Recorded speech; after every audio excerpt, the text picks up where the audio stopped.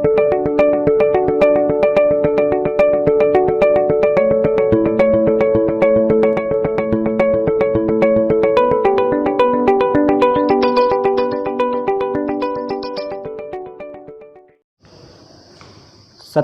उच्च शिक्षा संस्थान तुलसीपुर श्रावस्ती के यूट्यूब चैनल ज्ञान संपदा पर आपका हार्दिक स्वागत है। मैं रोहित वर्मा, प्रवक्ता डीएलएड विभाग, विषय हिंदी।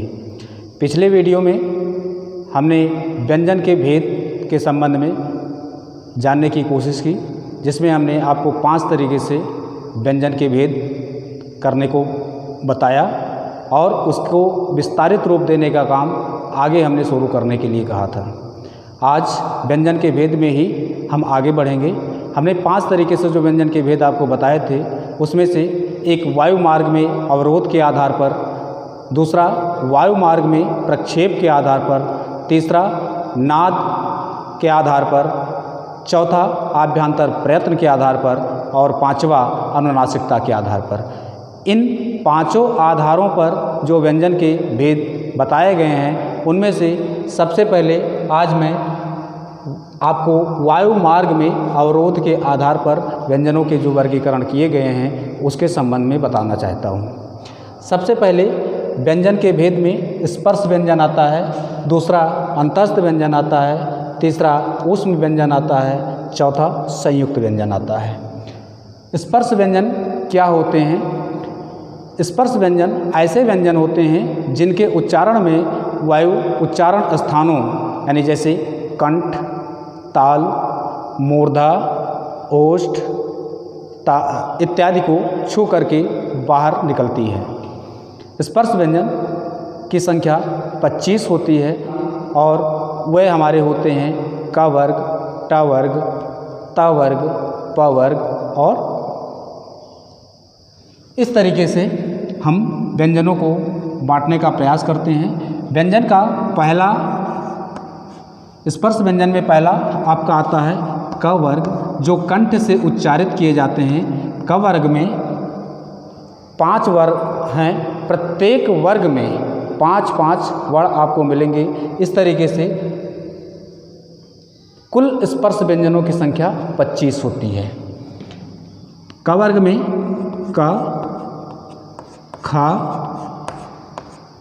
ग, घ और अंगा। ये हमारे वर्ण कंठ से उच्चारित होने के कारण इनका नाम कंठ वर्ण पड़ा है। दूसरा हमारा होता है च वर्ग। च वर्ग में भी 5 वर्ण हैं। च, छ, ज, झ और इया। ये हमारे तालु से उच्चारित होते हैं, इसलिए इनका नाम तालव्य वर्ण पड़ा।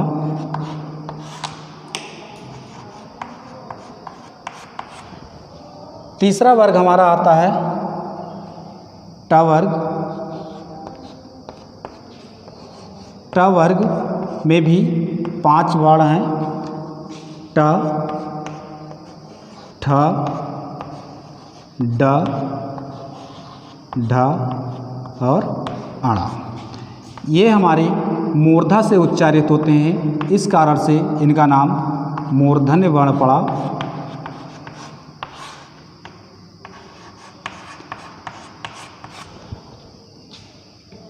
चौथा वर्ग हमारा होता है त वर्ग। त वर्ग में भी 5 वर्ण हैं। त, थ, द, ध और न। ये हमारे वह वर्ण हैं जो वर्ष से उच्चारित होते हैं। इनको हम नासिक वर्ण भी बोलते हैं। इनको हम वर्ष वर्ण भी बोलते हैं। और अंतिम वर्ग हमारा होता है प वर्ग।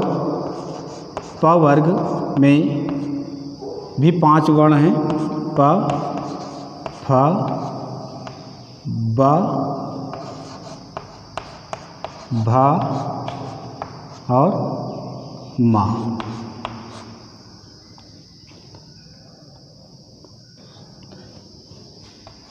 ये हमारे ओष्ठ से उच्चारित होते हैं, इसलिए इनका नाम ओष्ठ वर्ण पड़ा।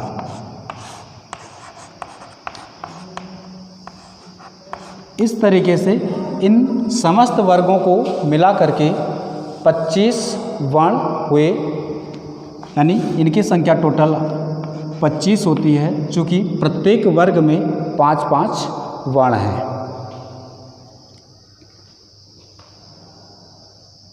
इन्हीं को हम पंचक के नाम से भी जानते हैं। दूसरे इस वायु मार्ग में अवरोध के आधार पर अंतस्थ व्यंजन आते हैं।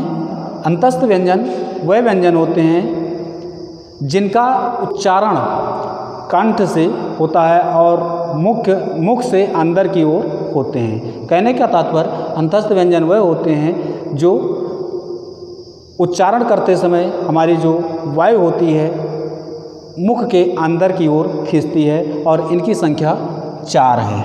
इनमें या, रा, ला और वा, ये 4 वर्ण आते हैं। ऊष्म व्यंजन तीसरी कैटेगरी हमारी वायु मार्ग में अवरोध के आधार पर ऊष्म व्यंजन के रूप में है। ऊष्म व्यंजन ऐसे व्यंजन होते हैं जिनके उच्चारण में वायु मुख में रगड़ खाकर ऊष्मा यानी गर्मी उत्पन्न करती है। ये ऊष्म व्यंजन होते हैं और इनकी संख्या भी 4 है। श यानी तालव्य श, दंत श, मूर्धन्य श और हा। ये 4 वर्ण आपके ऊष्म व्यंजन के हैं। यहाँ पर हमने जो तवर्ग में बताया था, वर्ष व्यंजनों को दंत व्यंजन के नाम से भी जानते हैं। दंत वर्ण। संयुक्त व्यंजन पर आते हैं। संयुक्त व्यंजन क्या होते हैं? जब हम भिन्न भिन्न व्यंजनों के योग से तीसरे व्यंजन का निर्माण करते हैं तब हमारे संयुक्त व्यंजन निकल करके सामने आते हैं। संयुक्त व्यंजनों की संख्या भी 4 है, जिनमें छ, त्रा, ज्ञा और जा। छ हमारा आधा का और प्रचुरवा सा या मूर्धन्य सा, दोनों के आधे आधे योग से और छोटा आ, इन के सहयोग से छा का निर्माण हुआ। त्रा आधा ता और आधा रा तथा छोटा आ, इनके सहयोग से बना। ज्ञा आधा जा, आधा इया और छोटा आ, इनके सहयोग से ज्ञा का निर्माण हुआ। ये हमारा स्रा वर्ण है। स्रा में आधा तालव्य सा प्लस आधा रा और छोटा आ, यानी इनके सहयोग से स्रा। इस तरीके से संयुक्त व्यंजनों की संख्या 4 हुई। तो आज हमने वायु मार्ग के में अवरोध के आधार पर 4 तरीके से व्यंजनों को जाना, जिनमें स्पर्श व्यंजन। स्पर्श व्यंजन में 5 वर्ग हैं। क वर्ग, च वर्ग, ट वर्ग, त वर्ग, प वर्ग। क वर्ग में क, ख, ग, घ, अंगा, इनका उच्चारण कंठ से होने के कारण ये कंठ वर्ण है। च वर्ग च, छ, ज, झ, इया, इनका उच्चारण तालु से होने के कारण ये तालव्य वर्ण है। ट वर्ग ट, ठ, ड, ढ, ढ़, इनका उच्चारण मूर्धा से होने के नाते ये मूर्धन्य वर्ण है। त वर्ग में त, थ, द, ध, न, इनका उच्चारण दांत से थोड़े से ऊपर वाले हिस्से से होने के कारण ये वर्ष या दंत वर्ण है। प वर्ग में प, फ, ब, भ, म, इनका उच्चारण ओठ से होने के नाते ये ओष्ठ वर्ण हैं। अंतस्थ व्यंजन, इनके उच्चारण में वायु अंदर की तरफ खिंचती है, या र, ल, व। ऊष्म व्यंजन, इनसे ऊष्मा उत्पन्न होती है और ये भी 4 हैं, सौलभ स, स, ह, और संयुक्त व्यंजन भी 4 हैं। और इस तरह आज हमने वायु मार्ग में अवरोध के आधार पर 4 तरीके से व्यंजनों के संबंध में जाना। अब हम अगले वीडियो में वायु मार्ग में प्रक्षेप के आधार पर अगले व्यंजन की चर्चा करेंगे। धन्यवाद।